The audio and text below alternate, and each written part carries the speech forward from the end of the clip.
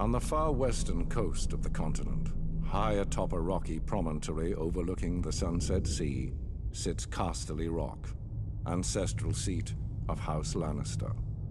Below it lies Lannisport, one of the great cities of Westeros, a center for trade, culture, and the great Lannister fleet.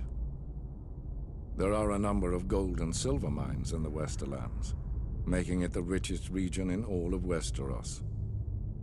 One of the most productive mines lies beneath Casterly Rock itself, making House Lannister the wealthiest of all the noble houses.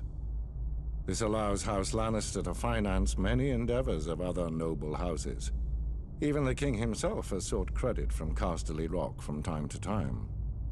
We Lannisters claim our descent from the Andal invaders, and through the female bloodline, Lann the Clever. According to the legend, Lann, using only his wits, won Casterly Rock from the noble House of Casterly during the Age of Heroes. The Lannisters reigned as kings of the Rock for thousands of years, and worked to make it the envy of the rest of the Seven Kingdoms. Our time as kings ended, however, when Aegon Targaryen, otherwise known as Aegon the Conqueror, arrived in Westeros with his army. The last king of the Rock, King Loren Lannister, joined forces with King Mern Gardner, the king of the Reach. Together, with 60,000 men, they met the Targaryen host in open battle.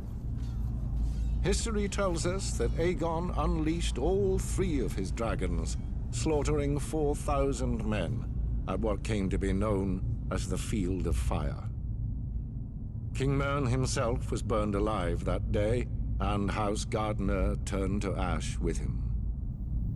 Seeing both the threat and opportunity the Targaryens represented, Loren wisely surrendered and aided Aegon in his further conquest of Westeros. The Lannisters were thus appointed Lords Paramount of the Westerlands and Wardens of the West, titles we hold to this day. Let us be clear, though, it is neither luck nor royal favor that makes our house prosperous.